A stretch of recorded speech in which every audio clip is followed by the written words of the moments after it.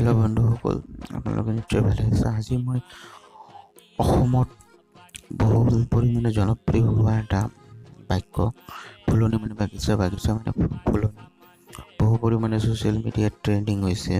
Facebook, Instagram, video' streaming app, TikTok, video' streaming app, YouTube বহু পৰিমাণে trending হৈছে। গতিকে এই ফুলনি মানে বাগিচা মানে ফুলনি এই বাক্যশাৰী ক'ৰ পৰা আহিল সেই বিষয়ে মই আপোনালোকক আজি তথ্য দি আছোঁ। এই বাক্যশাৰী জনপ্ৰিয় লেখিকা নভেলিষ্ট অনুৰাধা শৰ্মা পূজাৰীদেৱে লিখা নাহৰৰ নিৰিবিলি ছাঁ নামৰ উপন্যাসখনৰ এটা উপন্যাসখনৰ পৰা এইটো বাক্যশাৰী আহিছে।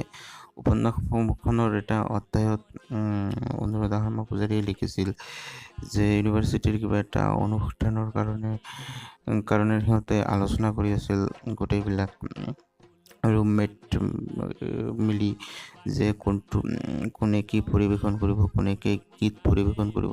তেতিয়া সিহঁতৰ মাজৰে এজনীয়ে সেই বাক্যশাৰী কৈছিল ফুলনি মানে বাগিচা মানে ফুলনি, আৰু সেইটোৱে বৰ্তমান বহু পৰিমাণে জনপ্ৰিয়তা অৰ্জন কৰিছে সেই উপন্যাসৰ বাক্যশাৰী। আৰু এইটোক বহুতে বিভিন্ন লিৰিক্স বিভিন্ন মিউজিকেৰে সজাই লৈ জনপ্ৰিয় আৰু পপুলাৰ এপ টিকটকত 15 ছেকেণ্ডৰ ভিডিঅ' বনাইছে এইটোৰ ওপৰত।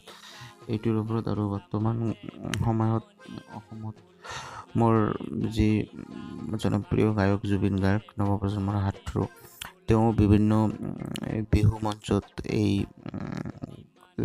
বাক্যশাৰী আওৰাবলৈ বাধ্য হৈছে ছ'চিয়েল মিডিয়াৰ পপুলাৰিটিৰ কাৰণে। আৰু ইয়াৰ দ্বাৰা এইটোৱে প্ৰমাণিত হয় যে ছ'চিয়েল মিডিয়াৰ যিটো পাৱাৰ, যিটো পজিটিভনেছ পাৱাৰ, সেইটোৱে বহুত ডাঙৰ চেলিব্ৰিটিকো মানে ইয়াৰ পৰা সাৰিব নোৱাৰে। সিহঁতেও ছ'চিয়েল মিডিয়াৰ যিটো প্ৰকোপ তাতো ঢেউ যিটো ট্ৰেণ্ডিঙৰ যিটো কি সেইটোত মানে সিহঁতেও মানে ইণ্টাৰেষ্টেড হ'ব লাগে, এইটোৱে বুজাইছে। গতিকে মই ভিডিঅ'টো বেছি দীঘলীয়া নকৰোঁ। মোৰ ভিডিঅ'টো যদি প্ৰথম চাইছে তেনেহ'লে ছাবস্ক্ৰাইব কৰিব আৰু কেনে পালে লাইক কমেণ্ট শ্বেয়াৰ কৰি জনাব। মই ভিডিঅ'টোৰ শেষত মই যিটো টিকটকত পপুলাৰ হোৱা যিটো 15 ছেকেণ্ডৰ ভিডিঅ' আছে সেই ভিডিঅ'টো মই আপোনালোকৰ কাৰণে প্লে' কৰি দিছোঁ। ধন্যবাদ।